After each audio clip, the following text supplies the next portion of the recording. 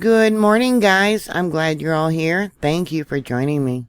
Did you feel the earthquake that occurred last night there in Missouri near St. Louis? At 5:30 p.m. local time, a magnitude 2.8.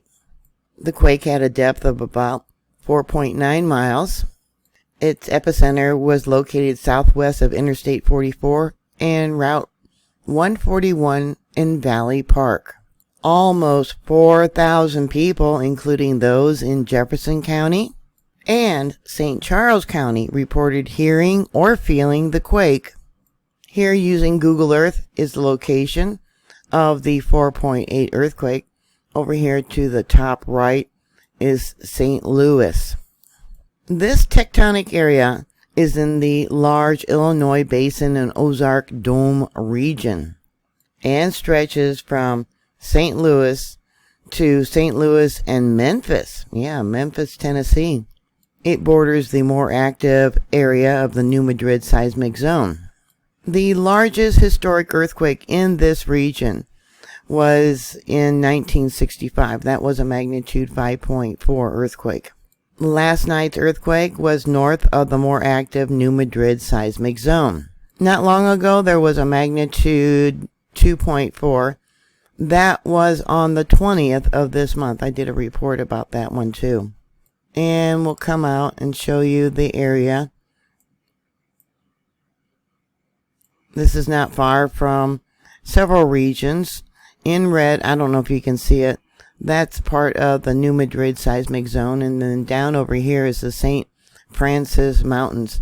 They were formed, that's a real interesting location, because of volcanism.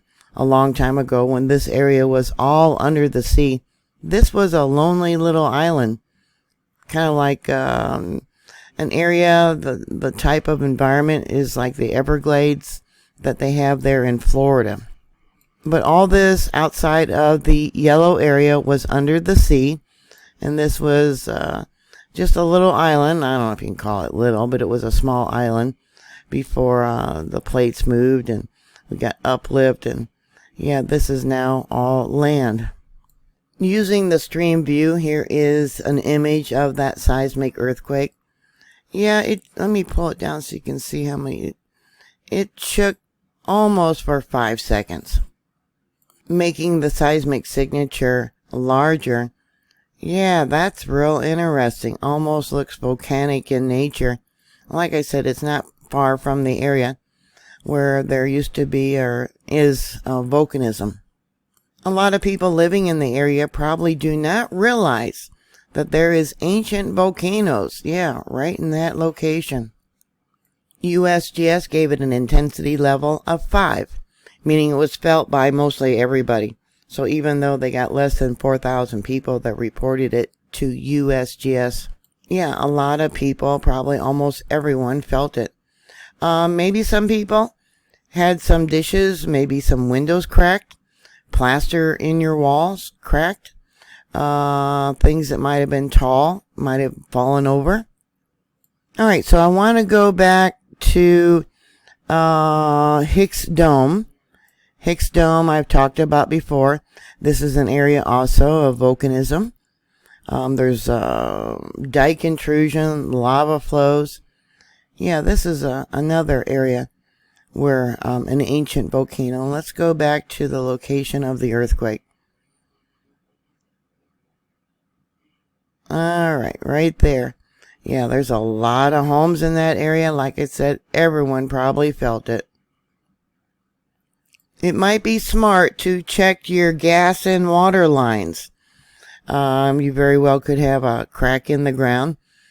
So if you do smell something that is similar to rotten eggs, sulfur, yeah, have somebody check that out for you. Not far from over here, it says Missouri House Rabbit Society. That's pretty cool. And there's also an animal house or animal hospital over here. Yeah, what were your animals doing before the earthquake? Did they have unusual behavior? And I bet you they were barking. If you have dogs, cats might have been more clingy, wanting more affection.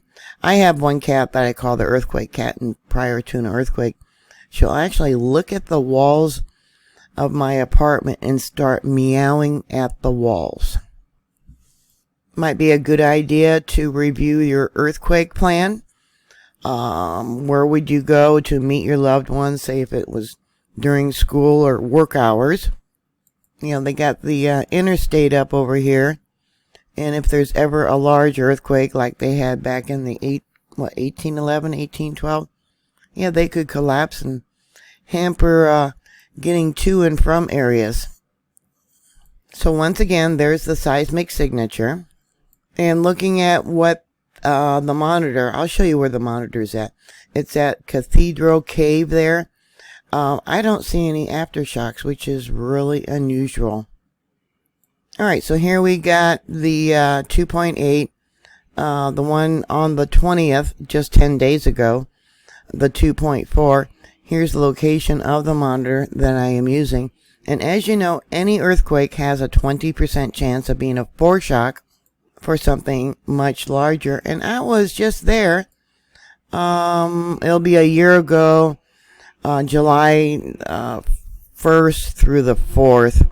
We passed through here on our way to Florida. We went to the Arch. And it's really a really wonderful city. There's, you can see some of the roads. But another thing you have to keep in mind too, if you have a large earthquake, a lot of this ground would turn to quicksand. And many of the buildings are older brick buildings. They have been doing retrofitting.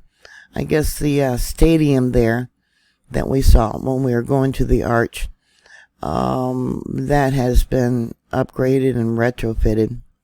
But how many of those brick buildings have been made into studios or are rented out for apartments that are not retrofitted, are not earthquake safe?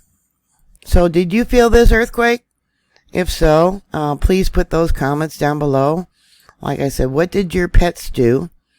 What was your reaction? Did you hear it before you felt it?